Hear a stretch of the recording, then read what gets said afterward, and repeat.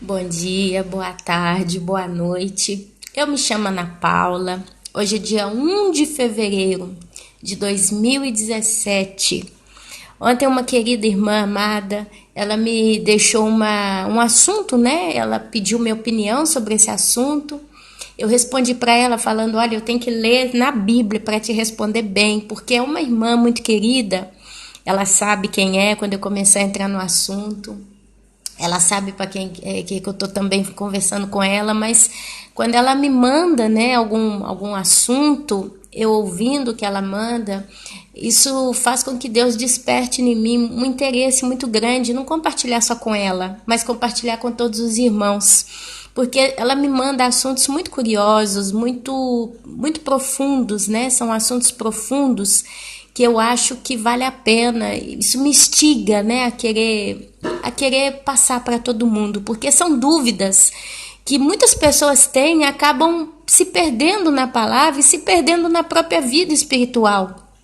A realidade, meus irmãos, é que a gente precisa estar muito com as ideias muito claras das coisas que são, das coisas que estão vindo. A gente tem que ter ideia muito clara de como nós estamos em toda essa situação, do tempo em que nós vivemos em tempos proféticos.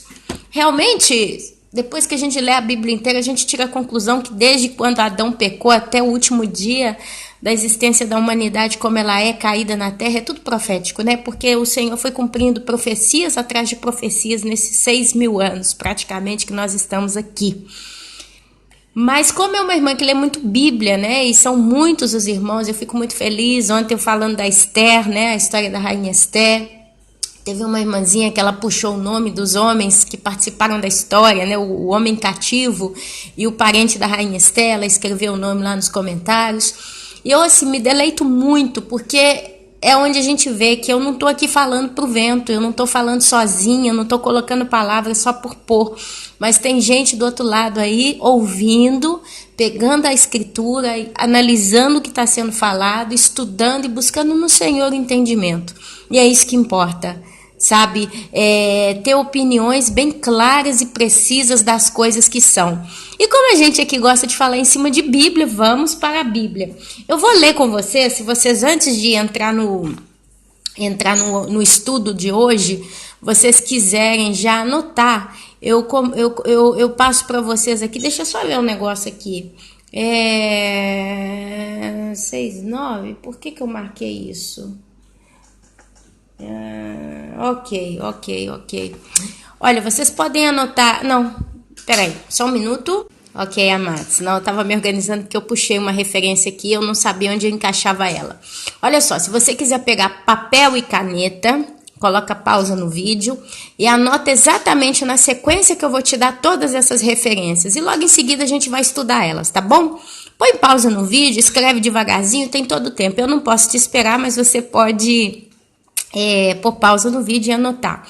Você vai anotar aí Apocalipse capítulo 6, do versículo 9 até o versículo 11, ok? Nós vamos ler isso aqui daqui a pouco. Depois Apocalipse 6, 9 ao 11. Depois você vai anotar Apocalipse 12, do 1 ao 6.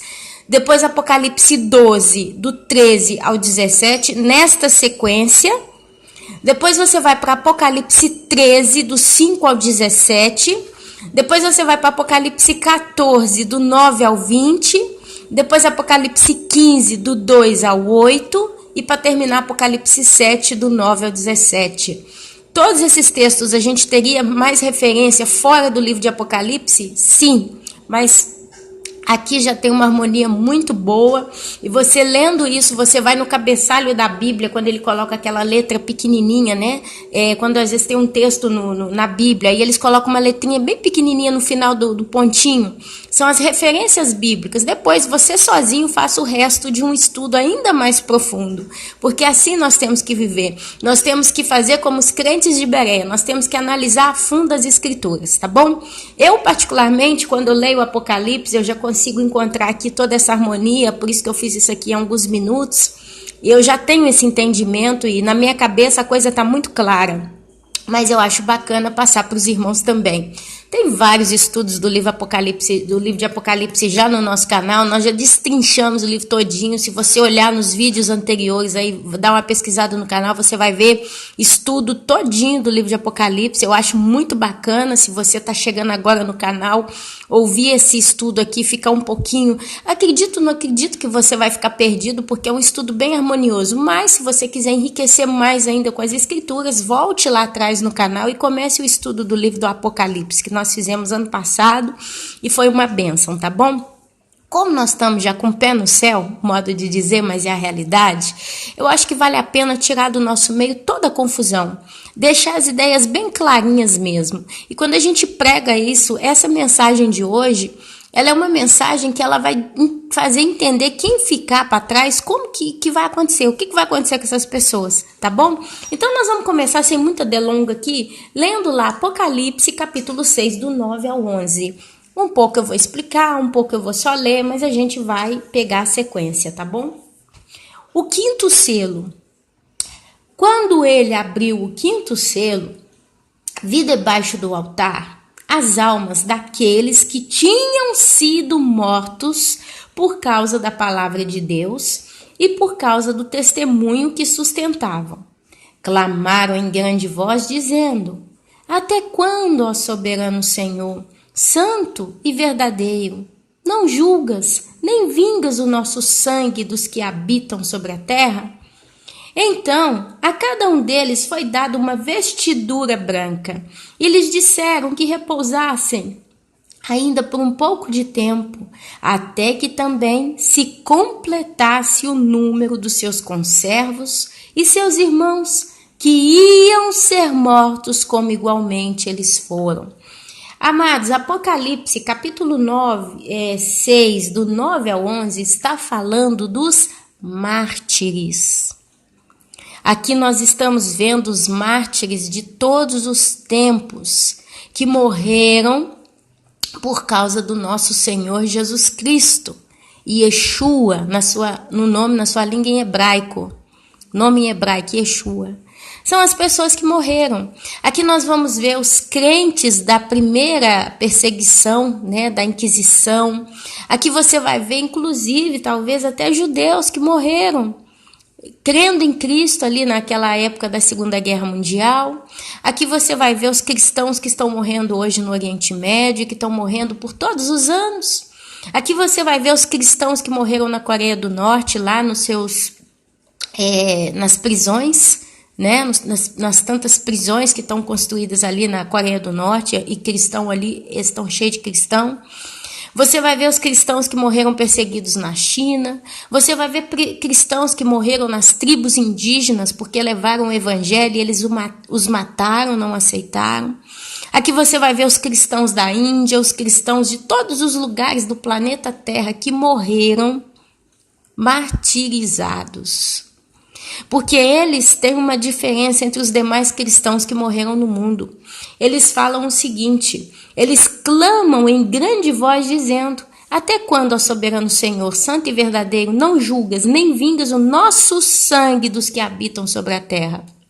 O próprio sangue de Abel, porque Caim, o seu irmão, matou. Então você vê o sangue que foi derramado por causa de Cristo. Amém? O sangue que foi derramado também no Velho Testamento por causa de Deus, o sangue dos profetas. Então você vê uma multidão, tá, debaixo do altar de Deus. Olha que coisa linda, eles estão pertinhos de Deus, eles estão debaixo do altar. E eles estão sempre de noite clamando: Até quando? Até quando, Senhor? Tu não vais vingar o nosso sangue. O Senhor não vai vingar. Aqui eles nem falam o sangue deles em particular, olha só. Até quando não julgas nem vingas, assim, o nosso sangue dos que habitam sobre a terra.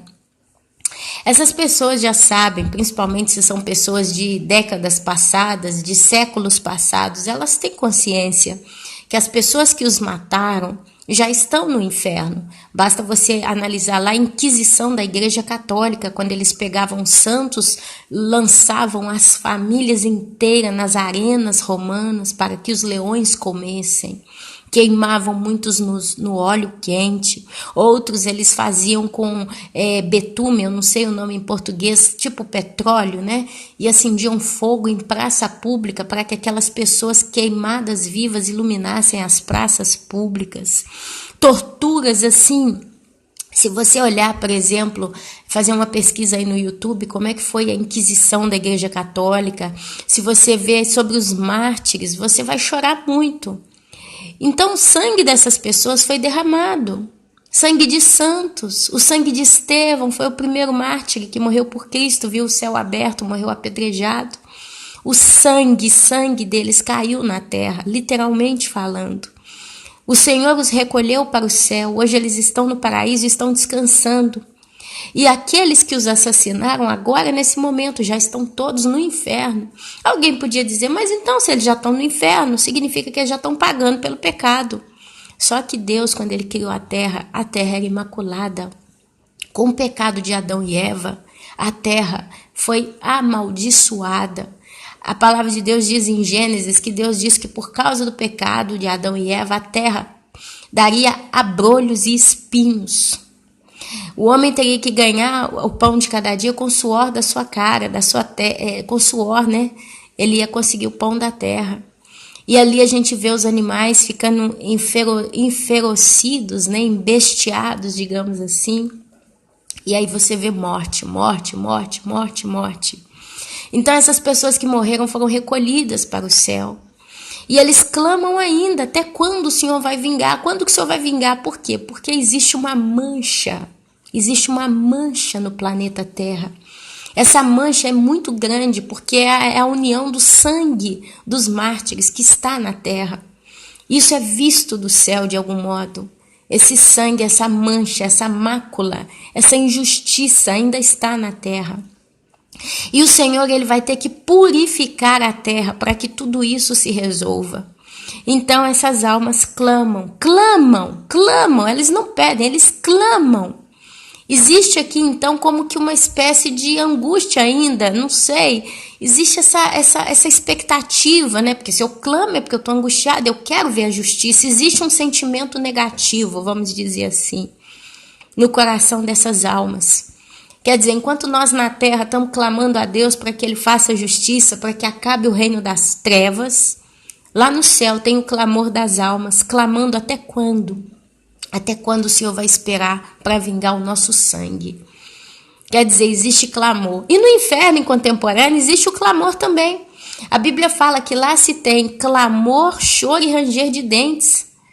Eles clamam no inferno. Se você vê a história de Lázaro e do rico, você vê o Lázaro, o rico, me perdoem, o rico clamando, Pai Abraão, pede a Lázaro que molhe o dedo num pouco de água e refresque a minha angústia na minha boca aqui. Depois, Pai Abraão, mande Lázaro na terra, eu tenho mais 5 irmãos lá, e se eles não souberem do que vai acontecer, eles vão terminar aqui. Então você vê clamor, meus amados, por todos os lados. No céu existe um clamor dos mártires. E aí o Senhor fala, né? Então a cada um deles foi dada uma vestidura branca. E lhes disseram que repousassem ainda por um pouco de tempo. Mas por quê, meus amados? Até que também se completasse o número dos seus conservos e seus irmãos que iam ser mortos como igualmente eles foram. Ainda existe, meus amados, gente que vai morrer nessa terra como mártir, gente que vai padecer nessa terra e vai morrer perseguido por causa de Cristo. Quem são esses? Vamos descobrir? Vamos descobrir. Vamos lá em Apocalipse, capítulo 12, do versículo 1 até o 6. Vamos lá. Eu vou tentar fazer tudo de modo mais rápido possível, mas sempre mantendo essa qualidade de poder ser clara, tá bom? Apocalipse 12, do versículo 1 até o 6. Viu-se grande sinal no céu, a saber, uma mulher vestida de sol com a lua debaixo dos pés e uma coroa de 12 estrelas na cabeça, que, achando-se grávida, grita com as dores de parto, sofrendo tormentos para dar à luz. Viu-se também um outro sinal no céu, e eis um dragão grande e vermelho com 7 cabeças, 10 chifres, e nas cabeças 7 diademas. A sua cauda arrastava a terça parte das estrelas do céu, as quais lançou para a terra. E o dragão se deteve em frente da mulher que estava para dar à luz, a fim de lhe devorar o filho quando nascesse. Nasceu-lhe então, pois, um filho varão, que há de reger todas as nações com cetro de ferro. E o seu filho foi arrebatado para Deus até ao seu trono. A mulher, porém, fugiu para o deserto, onde lhe havia Deus preparado lugar para que nele a sustentassem durante 1260 dias. Se você pega 1260 e divide, por quanto que tem que dividir? Acho que é por 12, né? 1260 divide por 12, você vai achar 3,5, 3 anos e meio. Olha só, eu não quero entrar nesse assunto aqui da mulher, quem é a mulher, quem é o dragão, o que é esse sinal no céu. A Bíblia fala que esse filho foi arrebatado e o pessoal confunde falando que é Cristo que foi arrebatado.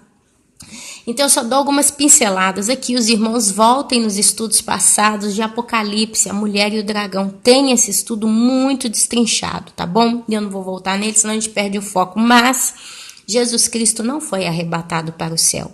Ele ascendeu ao céu.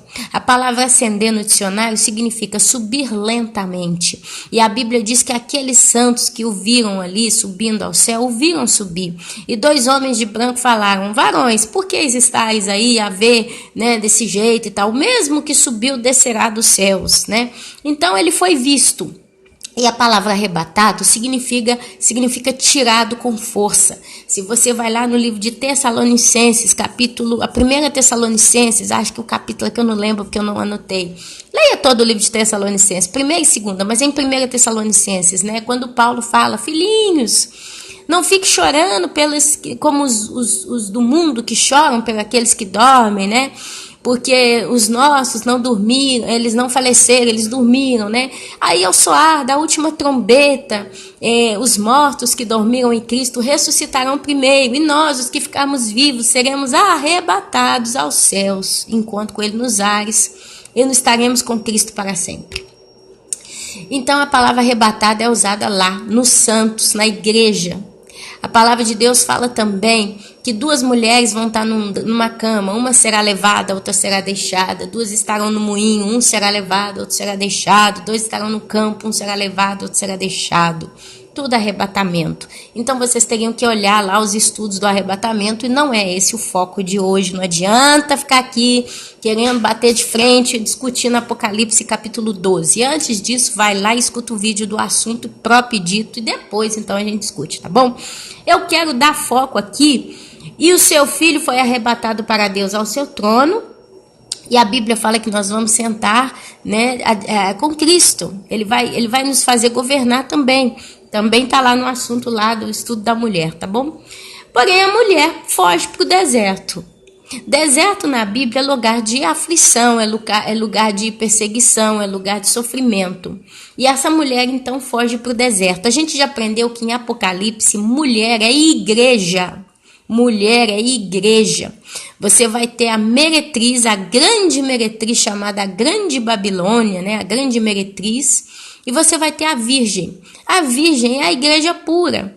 E a grande meretriz é o sistema satânico que se diz igreja, que tem um cálice na mão cheio de blasfêmias, que tem o sangue dos santos, que derramou o sangue de muitos santos. A grande meretriz, né, em que gerou vários filhos, e os filhos se prostituíram com ela. Enfim, são outros assuntos também, a gente não tem como estudar isso tudo. Então, a mulher foge para o deserto, a igreja foge para o deserto, onde lhe havia Deus preparado lugar para que nele a sustentassem durante 1260 dias, 3 anos e meio. Guarde essa data. Aí nós vamos lá em Apocalipse, capítulo 12, do versículo 13 ao 17. Vamos prestar atenção, porque aqui a coisa começa a se formar. Já está se formando desde o início, né? Mas vamos tentar harmonizar o máximo possível. Do 13 ao 17. Deixa eu só... ok. Quando, pois, o dragão se viu atirado para a terra, a Bíblia fala que o anticristo vai vir. E o anticristo é o próprio dragão. Satanás vai dar todo o seu poder para o anticristo. Jesus Cristo nasceu na terra como homem. Satanás quer copiá-lo e vai vir na terra como homem também. Então, quando, pois, o dragão se viu atirado para a terra, perseguiu a mulher que dera à luz a um filho varão. Então, está falando da perseguição do anticristo à igreja que dera à luz a um varão. E foram dadas à mulher as 2 grandes asas de águia para que voasse até o deserto, ao seu lugar aí, onde é sustentada durante um tempo, tempos e metade de um tempo. De novo, a confirmação dos 3 anos e meio, tá bom? Fora da vista da serpente, quer dizer, durante 3 anos e meio, fora da vista da serpente, Deus ele vai trabalhar, resgatar, formar, salvar um povo, amém? Que é a chamada herança da mulher. Então, olha só, ela vai ser guardada, sustentada literalmente. Deus ele vai sustentar esse povo durante 3 anos e meio. Então, a serpente arrojou da sua boca atrás da mulher água como um rio. Quando a gente vê águas e muitas águas em Apocalipse, a gente vê perseguição de muitas pessoas, são exércitos, ok? São exércitos que perseguem alguém. Então essas águas aí, como um rio que a serpente joga da sua boca, na tradução literal é: Satanás, o anticristo, envia os exércitos da terra, aqueles que o servem a perseguir os santos, a fim de fazer com que ela fosse arrebatada pelo rio. Arrebatada pelo rio é morta, né? Ele queria matá-la de uma vez só. A terra, porém, socorreu a mulher. E a terra abriu a boca e engoliu o rio que o dragão tinha arrojado de sua boca. Está dizendo então que Deus ele vai usar da intervenção cataclísmica, né? Algum cataclisma vai ser trabalhado aí e vai engolir essa multidão de exércitos que perseguem os santos. De algum modo, Deus vai fazer milagres na grande tribulação durante os 3 anos e meio, os 3 primeiros grandes, né? Os 3 primeiros anos e meio da grande tribulação, e ele vai guardar, ele vai sustentar um povo. E aqui fala que a terra abriu a boca e engoliu o rio que o dragão tinha arrojado de sua boca.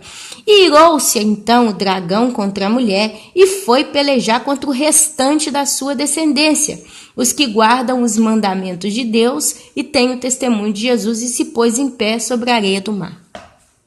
Então nós estamos falando aqui que nos 3 anos e meio da grande tribulação, os primeiros 3 anos e meio, você vai ver claramente uma perseguição do anticristo contra os santos. Amém?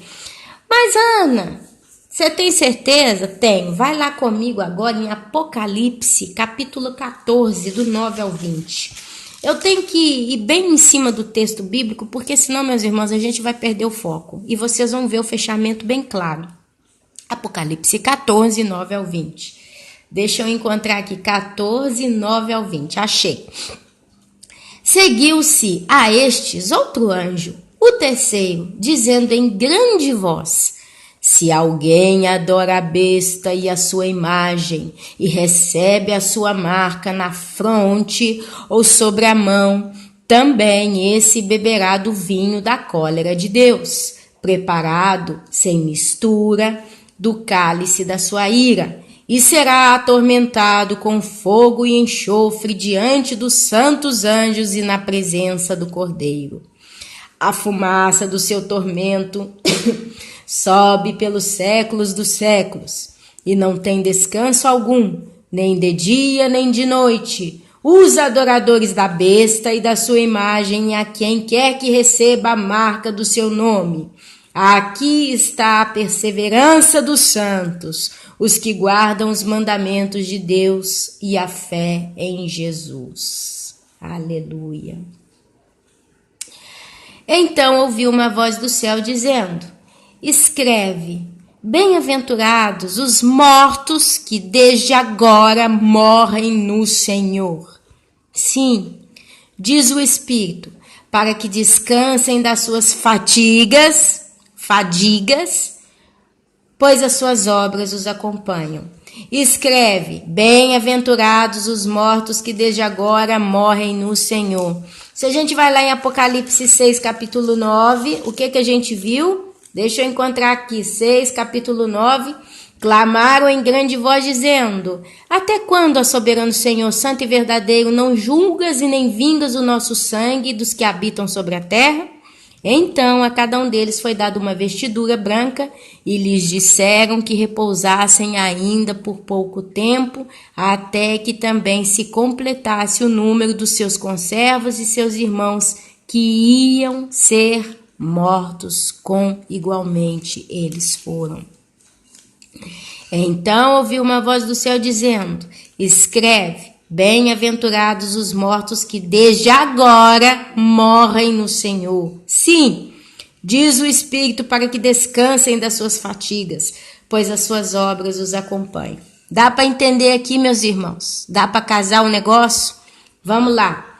Olhei. Quem olhou? João. João estava no céu em espírito e estava vendo a grande tribulação. E ele olha, e eis uma nuvem branca.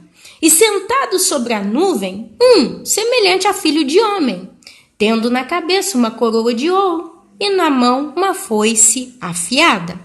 Outro anjo saiu do santuário, gritando em grande voz para aquele que se achava sentado sobre a nuvem: toma tua foice e ceifa, pois chegou a hora de ceifar, visto que a seara da terra já amadureceu. E aquele que estava sentado sobre a nuvem passou a sua foice sobre a terra, e a terra foi ceifada. Ceifa, corta, prestem atenção. Ceifa, corta. Então saiu do santuário que se encontra no céu outro anjo, tendo ele mesmo também uma foice afiada. Olha só quanta ceifa. Saiu ainda do altar um outro anjo, aquele que tem a autoridade sobre o fogo, e falou em grande voz ao que tinha a foice afiada, dizendo: toma tua foice afiada e ajunta os cachos da videira da terra, porquanto as suas uvas estão amadurecidas. Então o anjo passou a sua foice na terra e vindimou a videira da terra, e a lançou-a no grande largar da cólera de Deus. E o largar foi pisado fora da cidade, e correu sangue do largar até os freios dos cavalos, numa extensão de 1.600 estádios. Aleluia, meus amados. Glória a Deus. Deixa eu pegar aqui Apocalipse 14, 9 a 20. Agora nós vamos lá em Apocalipse 15, do 2 ao 8, que é a sequência. Vi como que um mar de vidro mesclado de fogo, e os vencedores da besta, da sua imagem e do número do seu nome, que se achavam em pé no mar de vidro, tendo harpas de Deus, e entoavam o cântico de Moisés, servo de Deus, e o cântico do Cordeiro, dizendo: grandes e admiráveis são as tuas obras, Senhor Deus Todo-Poderoso. Justos e verdadeiros são os teus caminhos, ó Rei das nações. Quem não temerá e não glorificará o teu nome, ó Senhor? Pois só tu és santo. Por isso todas as nações virão e adorarão diante de ti, porque os teus atos de justiça se fizeram manifestos. Porque os teus atos de justiça se fizeram manifestos. Deixa eu ver aqui para me não perder. Apocalipse 14, 9 ao 20. Ok. Depois dessas coisas olhei, e abriu-se no céu o santuário do tabernáculo do testemunho. E os 7 anjos que tinham os 7 flagelos saíram do santuário vestidos de linho puro e resplandecente, cingidos ao peito com cintas de ouro. Então, um dos 4 seres viventes deu aos 7 anjos 7 taças de ouro cheias da cólera de Deus, que vive pelos séculos dos séculos. O santuário se encheu de fumaça procedente da glória de Deus e do seu poder, e ninguém podia penetrar no santuário enquanto não se cumprisse os 7 flagelos dos 7 anjos. Agora, meus amados, a gente vai lá. Nós já vimos aqui Apocalipse 15, 2, 8. Eu fui até o capítulo É assim, 2:8, certinho. Agora nós vamos lá em Apocalipse, capítulo 7, do 9 ao 17. Volta lá atrás. A gente vai à frente e atrás, à frente e atrás. Apocalipse 7, do 9 ao 17. Vamos lá, vamos encontrar. Depois dessas coisas, vi, e eis grande multidão, que ninguém podia numerar, de todas as nações, tribos, povos e línguas, em pé diante do trono e diante do Cordeiro. Vestido de vestiduras brancas, com palmas nas mãos, e clamavam em grande voz, dizendo: ao nosso Deus que se assenta no trono, e ao Cordeiro pertence a salvação. Todos os anjos estavam de pé rodeando o trono, e os anciãos e os 4 seres viventes, e ante o trono se prostraram sobre o seu rosto e adoraram a Deus, dizendo: Amém! O louvor e a glória, e a sabedoria, e as ações de graças, e a honra, e o poder e a força, sejam ao nosso Deus pelos séculos dos séculos. Amém. Um dos anciãos tomou a palavra, dizendo: estes que se vestem de vestiduras brancas, quem são e de onde vieram? Respondi-lhes: meu Senhor, tu o sabes. Eu gostaria de chamar a atenção para os irmãos que quando a gente lê a palavra de Deus, a gente tem que prestar atenção em cada letra, em cada frase, em cada vírgula, em cada tempo verbal e gramatical. E aqui eu aprendi, meus irmãos, desde o início, que quando a gente vê a palavra Senhor ou anjo escrito com a primeira letra maiúscula, está se referindo a Jesus Cristo. Então, quando você vê a palavra Senhor com a S maiúscula, não é um Senhor qualquer, mas é o próprio Deus na pessoa de Jesus Cristo. E o Apocalipse foi revelado ao apóstolo João por Jesus Cristo. Se você ler lá no iniciozinho, você vai ver o próprio Jesus declarando ser ele. Amém? E ele mesmo diz: João, eu vou te mostrar as coisas que são e que hão de ser. Então aqui, quando a gente vê a palavra meu Senhor, tu o sabes, você vai ver o Senhor escrito com a S maiúscula. Então quem é esse ancião que fala com João? Um dos anciãos tomou a palavra dizendo: esses que se vestem de vestiduras brancas, quem são e de onde vieram? Automaticamente João responde: meu Senhor, tu o sabes. E Senhor está com S maiúsculo. Então eu, Ana Paula, creio que aqui é o próprio Jesus que fala com o apóstolo João somente por esta evidência, porque a palavra Senhor está com S maiúsculo. Se fosse uma outra pessoa, um outro personagem ali, na forma de um desses anciãos, e esse personagem fosse referido pelo apóstolo João com a letra Senhor S minúsculo, eu poderia pensar o que eu quisesse. Eu poderia achar várias evidências para tentar entender quem era esse próprio ancião falando com João. Mas aqui nós vemos que ele está com S maiúsculo. E se eu quero respeitar as regras de interpretação da Bíblia, eu tenho que então automaticamente querer aceitar que aqui é Jesus Cristo falando com o apóstolo João. A palavra de Deus se refere também a Jesus numa visão glorificada, com cabelos brancos, com olhos resplandecentes como a luz, como fogo. Né? Seus olhos são como chama, seu cabelo é branco e ele brilha, brilha, brilha. Então, meus amados, eu acredito que esse Senhor, esse ancião aqui, no livro de Apocalipse, ele não é uma pessoa velha, porque no céu não vai ter velho que pereça. A velhice, ela é um retrato da morte. A velhice é um retrato de decadência, de uma vida que está acabando. Porque quanto mais a gente envelhece, mais a gente está morrendo. Por que a gente envelhece? Porque o colágeno, a elastina da nossa pele, ela vai parando de ser produzida. Colágeno e elastina, é isso? Eu esqueci aqui se a palavra é essa, mas colágeno é uma das palavras, eu tenho certeza. E isso para de ser produzido e automaticamente a pele vai sendo enrugada. É por isso que muita mulher que vai fazer tratamento estético, né, esse povo que está mais velho, já aparecem algumas rugas, eles fazem tratamentos estéticos de colágeno na pele, porque a produção do colágeno gera uma pele lisa, jovem, rejuvenescida. E no céu não tem gente velha, porque velhice é sinônimo de morte. Então, o que significa ancião no livro de Apocalipse? Certa vez eu ouvi um estudo, não vou me lembrar, mas nesse estudo se dizia que ancião significa também maturidade, significa sabedoria, significa alguém dentro de um patamar aí de intelectualidade, maturidade, soberania. Então esse ancião, ele é o símbolo de um ser mais sábio do que João, mais sábio do que aqueles que estão no céu, porque aqui ele está sendo referido como Senhor com a letra S maiúscula. Então eu, Ana Paula, prefiro ficar com a teoria de que esse ancião que conversa com o apóstolo João é o próprio Jesus Cristo. Ele estava no meio desses anciãos,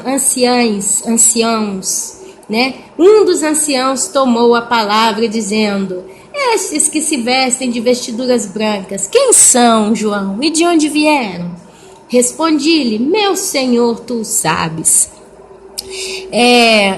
Eu acredito que esse é Jesus, porque está escrito com S maiúsculo. Eu simplesmente sigo essa base de regra de que toda vez que eu leio a palavra anjo, um anjo do Senhor, aí você vê lá a letra A maiúscula, um anjo do Senhor. Jesus Cristo, ele também foi considerado como um anjo do Senhor, de Deus, né? Anjo, meus amados, significa também mensageiro. Então, quando a gente lê a palavra de Deus, a gente tem que buscar muita sabedoria no Senhor para a gente conseguir entendendo a que se refere, tá? Então Jesus é anjo, mas se Jesus é soberano, como ele pode ser comparado a um anjo? Porque ali não é anjo, é mensageiro. E Jesus, ele foi um mensageiro, ele é um mensageiro. Quantas vezes a gente lendo a palavra, estudando, a gente entende que ele apareceu no Velho Testamento, vestido ainda da sua glória, antes de se despir da mesma e morrer na terra como um homem. Vocês veem Jesus sendo referido como filho do homem, porque ele nasceu de Maria, e Maria é um ser humano, é um homem. Filho de Deus também, porque ele também é filho de Deus. O próprio Espírito Santo concebeu a semente de Jesus no ventre de Maria. Olha só, então a gente tem que prestar atenção na letrinha maiúscula. Quando você vê a palavra anjo do Senhor e a A é maiúscula, é Jesus Cristo. Quando você vê Senhor e a S é maiúscula, é a Jesus Cristo. Ou às vezes é Deus também, porque no Velho Testamento Deus falava com os profetas, né? E às vezes os profetas falavam Senhor, meu Senhor. Então é Deus. Aí você tem que ver, eu esqueci a palavra aqui que se usa, mas você tem que ver o contexto do texto que você está lendo. E você vai ver também Deus com letra maiúscula e Deus com letra minúscula. Olha só o casamento aqui da interpretação. Deus com letra maiúscula é sempre o Deus de Isaac, Abraão e Jacó. Abraão e Jacó, o nosso Deus, o Deus Pai Todo-Poderoso, o Eterno. Mas quando a gente vê Deus com D minúsculo, são os deuses do mundo, os ídolos. Amém, meus irmãos? Então, é só um abre aspas. Então, João refere-se ao seu ancião, dizendo: Senhor, tu o sabes. Ele então me disse: são estes os que vêm da grande tribulação. Eles lavaram suas vestiduras e as alvejaram no sangue do Cordeiro. Olha só, essa grande multidão no céu, que ninguém podia numerar, homens e mulheres de todas as nações, tribos, povos e línguas, sendo salvos aí na primeira metade da grande tribulação. Tem muito pastor que bate o pé falando que só judeu vai ser salvo na grande tribulação. E eles batem o pé e acerram esse assunto com unhas e dentes. Aferram, desculpa. Mas aqui fala claramente que vai ter uma grande multidão vestida de branca que ninguém pode enumerar, de todas as nações, tribos, povos e línguas, em pé diante do trono do Cordeiro. Se fala todas as nações e tribos, então não posso dizer que são judeus, porque judeu é judeu. O povo judeu é povo judeu, da tribo de Israel, dos judeus, né? Mas aqui fala de todas as nações, tribos, povos. Então já se refere a povos estrangeiros e línguas. E aqui então ele responde que eles vieram da grande tribulação, lavaram suas vestiduras e as avejaram no sangue do Cordeiro. Você vai ver essas referências Mateus 24, 21, Apocalipse 11, aqui acho que é 12 ou 1 a 2, aqui é de 1 a 2, mas como eu rabisquei aqui pode ser uma referência errada, mas Apocalipse 11 fala. Razão porque se acham diante do trono de Deus. Olha só, de novo uma multidão diante do trono de Deus. Primeiro, eram as almas dos santos que estavam ali debaixo do trono, diante do trono de Deus, debaixo do trono, e eles clamam: até quando, né? O Senhor não vai fazer justiça? Quando nós vamos esperar? E ali lhe é dada veste branca, o raminho de palma nas mãos, e diz para eles esperarem mais um pouquinho até que o número dos santos se complete. Justo? E aqui a gente já vê eles todos diante do trono de Deus. E olha só, razão porque se acham diante do trono de Deus e o servem de dia e de noite no seu santuário. E aquele que se assenta no trono estenderá sobre eles o seu tabernáculo. Jamais terão fome, nunca mais terão sede. Não cairá sobre eles o sol, nem ardor algum, pois o cordeiro que se encontra no meio do trono os apacentará e os guiará para as fontes de água de vida, e Deus lhe enxugará dos olhos todas as lágrimas. Olha só, amados, olha só, que coisa linda. Quem assenta no meio do trono aqui, né? É o Jesus. Jesus, ele assenta à direita de Deus Pai. E ele os apacentará, os curará, os guardará. Amém? Então, com esse estudo, eu quis trazer para os irmãos o esclarecimento dessa grande multidão vestida de branco. Aqui eu gostaria de voltar revisando, mas eu acho que eu posso me perder se eu for folheando a Bíblia. Mas eu vou tentar. Olha só, no 5º selo, capítulo 6 de Apocalipse, eu vou tentar só falar aqui rapidinho de cabeça para recapitular, né? É bom quando a gente consegue recapitular. Vocês veem o selo, o 5º selo, e vocês veem uma grande multidão vestida de branco, debaixo, né? Olha, quando abriu debaixo do altar, né? As almas daqueles que tinham sido mortos em todos os tempos da nossa humanidade, pessoas foram mortas, mártires. E eles então clamam a justiça de Deus. O que Deus faz?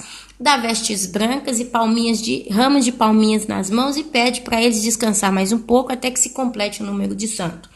Aí você vai lá em Apocalipse capítulo 12 e você vai ver a mulher e o dragão. Eu comecei lá em cima na mulher e o dragão, por quê? Porque a mulher é símbolo de igreja. A mulher, ela dá à luz um menino e o menino é arrebatado para o céu. Então você vê a descrição do arrebatamento da igreja, da primícia do Senhor. Então a gente sobe, mas a igreja deixa uma herança. A mulher foge para o deserto, é a herança. Infelizmente, muitos santos que hoje estão aqui na terra ainda não se converteram verdadeiramente a Jesus Cristo. E são pessoas que estão recebendo a pregação da ira. A palavra de Deus diz que o Espírito Santo convence o homem do pecado e da ira, da justiça, do juízo. E nós estamos falando, olha, o juiz de Deus está vindo. Muitos irmãos estão tendo sonhos e visões. A coisa está sendo clara, explanada na terra. Né? Nós somos os atalaias do Senhor. Muitos estão ouvindo, muitos crentes estão ouvindo, mas não conseguem se aprumar, se afirmar, se firmar com Deus. E são pessoas que não se converteram de verdade. Por isso que eles ainda estão fracos, são pessoas que não se firmam, né? Não se forçam. E tem também o restante da herança da mulher. Nossos pais, maridos, esposas, nossos familiares. Meus irmãos, infelizmente, nem todos os nossos familiares, por mais que a gente intercede e chora diante de Deus pela salvação deles, vão subir no arrebatamento. Porque o arrebatamento é para a noiva, e a noiva vigia, a noiva está sendo trabalhada, está sendo moldada, né, segundo a estatura de Cristo. E ele vai levar um povo preparado. Por isso que a gente vê, quando a gente faz o estudo da noiva de Cristo, a gente vê o tempo todo o nosso Senhor Jesus pedindo que nós vigiemos, que nós nos preparemos. Se a gente não vigia, não se prepara, como que a gente vai ser arrebatado? Vamos ser pegos de surpresa. Então, essa descendência aqui são todos esses que estão ouvindo o clamor, aquele que clama no deserto. Nós estamos clamando, amém? E aí, o que acontece? Nessa história toda, vocês vão ver a herança da mulher fugindo para o deserto por 3 anos e meio. Satanás vai abrir a boca e vai mandar exércitos para perseguirem. Essas pessoas não vão aceitar a marca da besta, vão fugir. Deus vai sustentar elas por 3 anos e meio. Por quê? Porque é o período que essas pessoas precisam para serem edificadas segundo a vontade de Deus. Eles vão realmente arrepender, porque Deus, ele quer coração sincero. Então, esse período de 3 anos e meio é para Deus trazer o coração deles, lavar o coração desse povo, trazer eles realmente ao arrependimento verdadeiro e genuíno. Esse é o quadro da história, amém? Depois de 3 anos e meio, eles não vão aceitar a marca da besta, eles não vão aceitar nem o número, nem o nome, eles não vão se prostrar para a besta. O que Satanás vai fazer? Vai decapitá-los, vai matá-los, vai torturá-los. E aí eles então vão ser aqueles santos que agora estarão morrendo porque não vão aceitar a marca da besta, vão ser fiéis ao testemunho de Cristo e morrerão. Então eles vão se achegar, eles vão completar o número dos mártires. A realidade é que mártir vai ser um número incontável, uma multidão incontável, eles vão morrer. E aqui você vê eles no céu, mártir, as pessoas que vão ser salvas na a primeira metade da grande tribulação não vão ser arrebatadas, eles vão para chegar no céu, eles vão ter que morrer. Se você vê essa multidão no céu, é porque eles morreram na terra.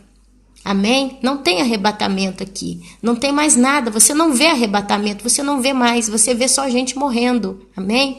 Então eles vão então levantar um clamor de glória a Deus e eles vão falar, né, que ninguém vai ter mais fome, ninguém vai ter mais sede, o sol já não vai queimar mais a pele, o Senhor Jesus enxugará toda lágrima.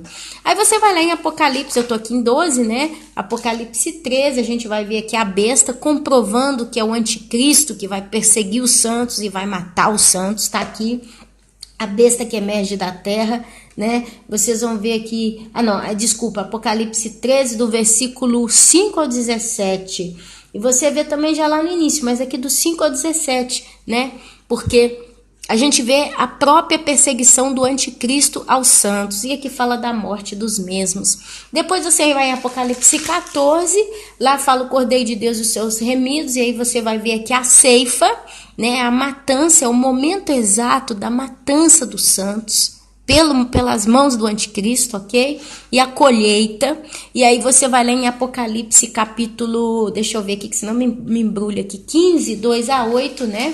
Você vai ver lá os santos já no céu. Aqui você já vê os santos no céu louvando a Deus. Só um detalhe que eu não anotei. Logo após o capítulo 15...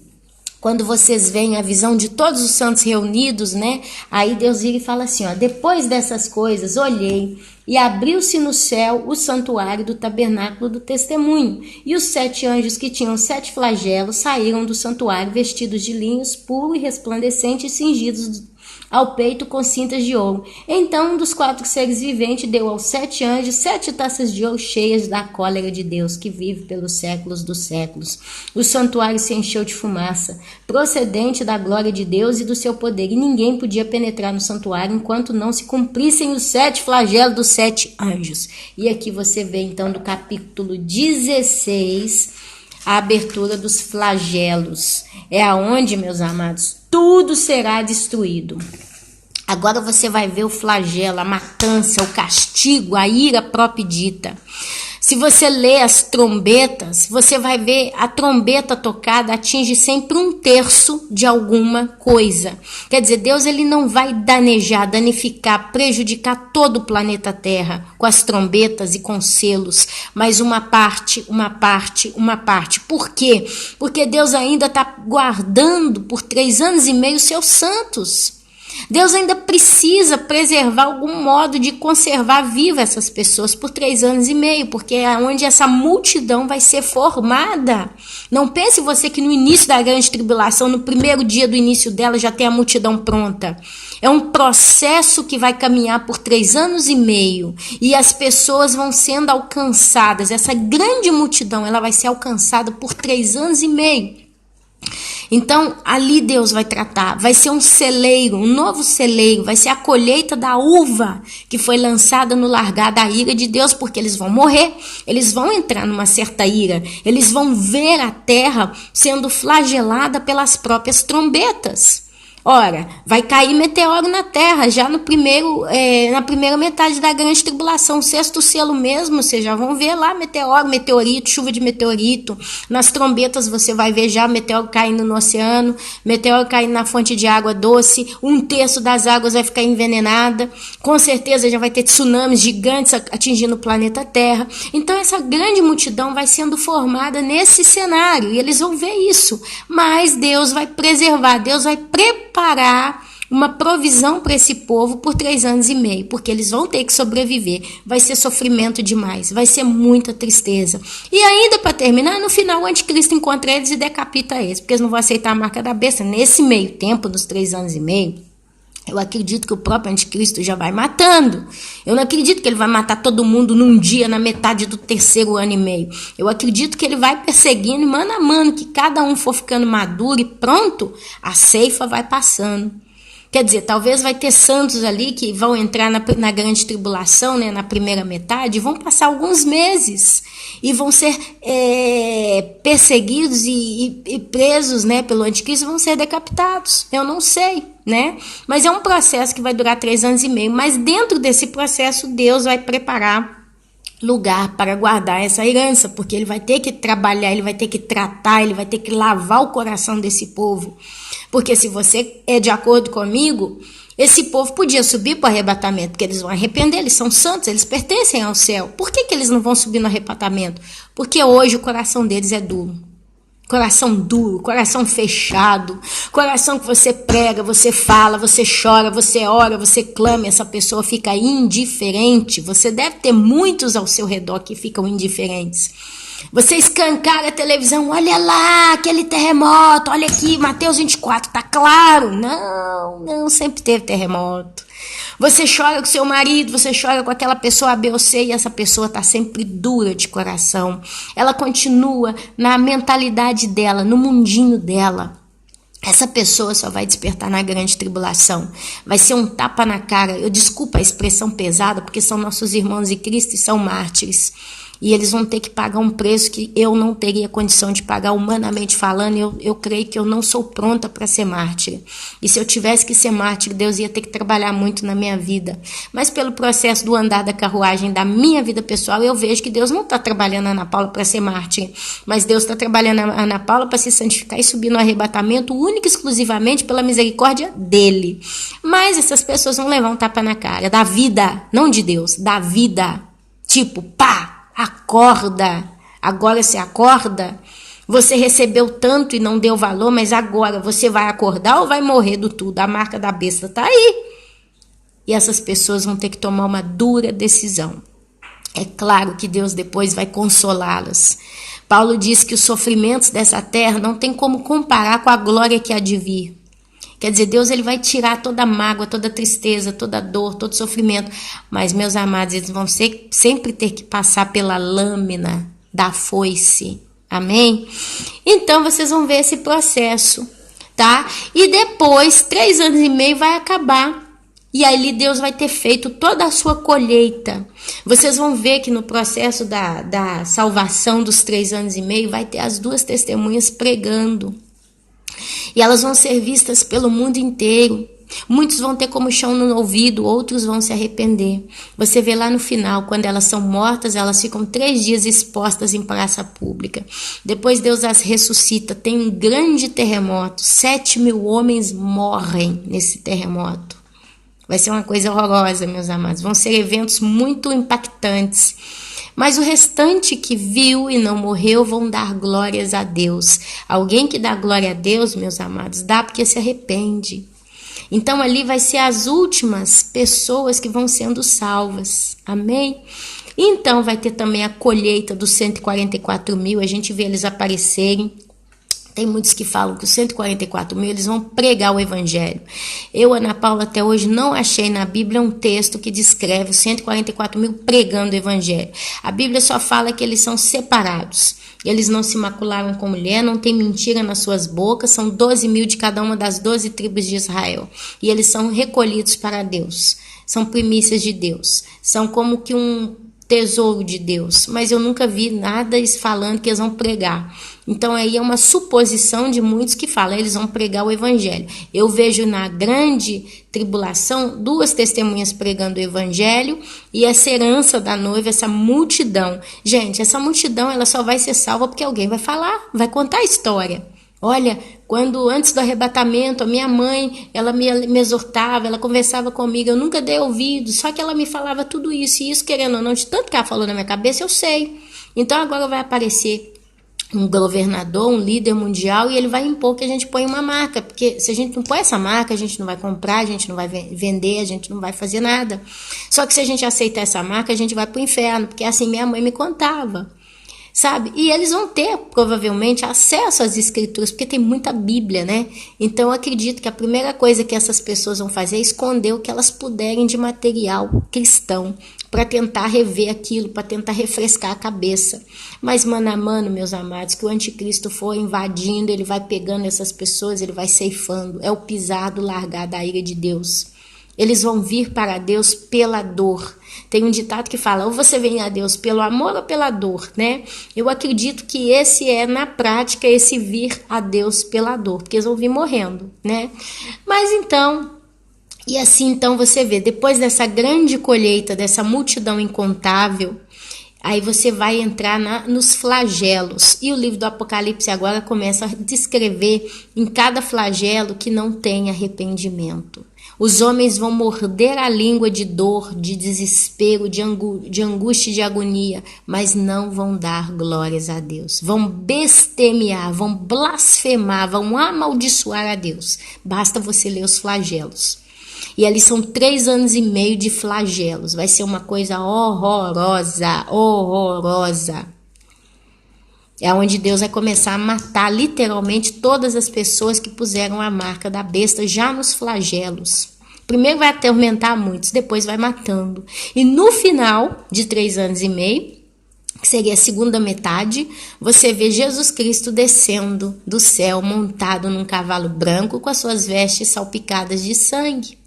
E junto com ele uma multidão de santos, no grande vale chamado Armagedon, né, o Vale da Decisão, é onde vai ter o remanescente de judeus de Israel, que vão fugir para o vale. Ele fala, venham para o meu vale, para o Vale da Matança, e ali Jesus Cristo, junto com seus santos, vão derrotar o restante dos inimigos de Israel. Jesus Cristo vai matar o anticristo com o sopro da sua boca. Satanás vai ser acorrentado no abismo por 1000 anos. Um anjo vai pegar ele, vai acorrentar. E Jesus vai lançar a besta e o falso profeta no lago de fogo e enxofre. Os dois vão inaugurar o lago de fogo e enxofre. O restante daqueles que morreram com a marca da besta não vão no primeiro momento para o lago de fogo e enxofre. Eles vão para o inferno.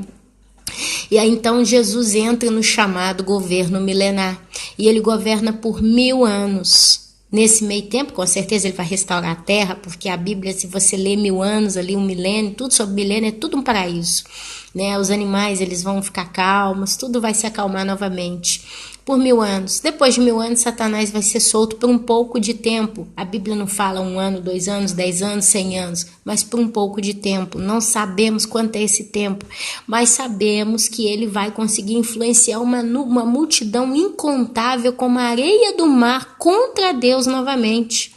Quer dizer, o homem, depois de 1000 anos vivendo numa terra maravilhosamente perfeita, com o próprio Jesus Cristo governando as nações, com o chamado cetro de ferro, os santos da grande tribulação governando com ele por 1000 anos, a igreja que vai receber o chamado cetro de ferro para governar com Cristo, porque ele diz que tudo que é dele ele vai dar para a igreja, para os seus santos.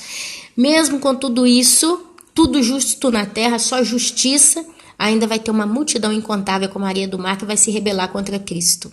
E aí a Bíblia fala que eles vão juntar um exército incontável e eles vão subir para o monte do Senhor.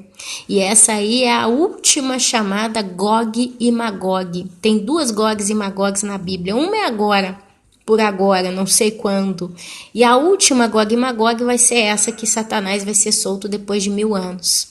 Só que aí a Bíblia fala que com o sopro da boca o Senhor vai dizimar todos, eles vão ser carbonizados, vão desaparecer, vão evaporar. E aí João fala, passou céus e terras, e eis que vi um grande trono branco. Quer dizer, essas pessoas vão morrer no chamado Gog e Magog, o último Gog e Magog, não façam confusão, eu não estou falando do primeiro, não estou falando nada, eu estou falando do último Gog e Magog, elas vão morrer. Tá? Mortais vão morrer. Então eles vão aparecer diretamente diante do trono branco. E aí ali a Bíblia fala, Apocalipse, acho que capítulo 20 ou 21. Aqui eu teria que correr aqui, mas eu tô querendo não perder tempo. Capítulo 20. O juiz de Deus. Se você quiser ler, você vai ver lá capítulo 11, ó. Vi um grande trono branco e aquele que nele se assenta, de cuja presença fugiram a terra e o céu, e não se achou lugar para eles. Vi também os mortos, os grandes, os pequenos, postos em pé diante do trono. Então se abriram livros, ainda outro livro, e o livro da vida foi aberto, e os mortos foram julgados segundo as suas obras, conforme o que se achava escrito nos livros. Deu o mar os mortos que nele estavam, a morte e o além o entregaram os mortos que nele havia, e foram julgados um por um segundo as suas obras. Então a morte e o inferno foram lançados para dentro do lago de fogo. Esta é a segunda morte, o lago de fogo. E se alguém não foi achado inscrito no livro da vida, esse foi lançado para dentro do lago de fogo. Mais um detalhe, a Bíblia fala que o mar deu os mortos, ok? Se a gente entende que todo mundo que morreu sem Cristo vai para o inferno e todo mundo que morreu em Cristo vai para o céu, quem são esses mortos que o mar deu? São o corpo das pessoas que faleceram. Porque quando vão comparecer diante do trono branco, eles vão aparecer em carne, em alma e em espírito. Então, ao mesmo tempo que o inferno vai tirar uma alma e colocar diante do trono branco, o mar vai lançar o corpo daquela pessoa na mesma alma e vai fazer de novo o corpo daquela pessoa. Ela vai ser rematerializada diante de Deus. Tá bom? Então é isso que fala, né? A morte, Deus mortos, o inferno. E quando fala a morte, está resumindo, né? Todas as pessoas que morreram no mundo inteiro, aonde elas morreram, Deus ele vai trazer de novo a carne dessas pessoas e vai juntar com a alma e com o espírito. E ali então vai julgar. Então o julgamento não vai ser na terra.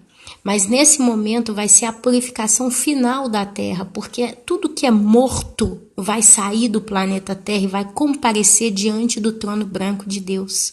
E a Terra finalmente vai estar livre, porque o próprio inferno vai ser arrancado do centro da Terra e vai ser lançado no lago de fogo e enxofre. Ora, então durante o milênio, no centro da Terra continua tendo o inferno. Quer dizer, um planeta. Certa vez eu imaginava esse cenário como alguém que está bem por fora, mas o estômago tem úlcera, está inflamado e de tanto em tanto queima. E essa pessoa tem que tomar remédio para estar dentro da saúde. Eu imagino a Terra como uma terra úlcera, como um câncer. E dentro do estômago da Terra, né, do antro da Terra, do centro da Terra, está queimando constantemente, é fogo consumidor, é o fogo da ira de Deus ali já no inferno. E Deus, o que ele vai fazer? No final do milênio, quando ele for julgar diante do trono branco, ele vai tirar o inferno do centro da terra. Do mesmo jeito que Deus levou o Sheol, né? Se você ver lá na história do Lázaro e do rico, você vai ver o paraíso, vai ver um grande abismo que separava e o inferno, tudo no centro da terra. Depois, quando o nosso Senhor Jesus Cristo morre, a Bíblia fala que ele desceu à mansão dos mortos. Então, essa mansão dos mortos, o que é? É o Sheol, é onde estava Abraão, é onde estava Davi, é onde estavam os profetas que morreram antes de Cristo. Eles estavam na mansão dos mortos. O inferno não é uma mansão, o inferno é lugar de morte. É lugar onde o verme não morre, o fogo não se apaga. E aí a Bíblia fala que ele levou consigo o cativeiro. Jesus, ele ressuscita no terceiro dia, não é isso? E ele leva consigo o cativeiro. O cativeiro é lugar que abriga alguma coisa. Por isso chama-se cativeiro também a mansão dos mortos ou Sheol. E Jesus leva consigo. E para onde Jesus foi? Para a direita do Pai. E para onde que Jesus levou o chamado cativeiro ou Sheol ou mansão dos mortos? Ou então o seio de Abraão? Para o céu. A primeira coisa que Jesus fez foi tirar das trevas, tirar do abismo, tirar da morte, porque abismo e morte caminham junto como que um sinônimo. Então Jesus, ele arranca e sai dali e leva para o céu. Então não tem mais mansão de mortos hoje debaixo dos nossos pés, lá na profundidade dos abismos, mas tem o inferno. Agora lá, depois do milênio, no grande trono branco, o mesmo Deus poderoso, creio Jesus, ele vai arrancar o inferno do centro da terra. E a terra então vai ser toda purificada, porque a morte já não mais estará presente no mundo. E ali então foge a terra, foge o céu. Por quê? Porque aqui eu imagino que a transcrição de um evento em que Deus não vai julgar os pecadores, os mortos na terra, mas Deus vai julgar ele no céu, numa região chamada o trono branco. E ali você vai ver toda a multidão diante do trono branco e vai ser julgada. E é tanto verdade que logo após o julgamento de cada um, eles vão ser lançados no lago de fogo e enxofre. Já não mais no inferno, mas no lago de fogo e enxofre.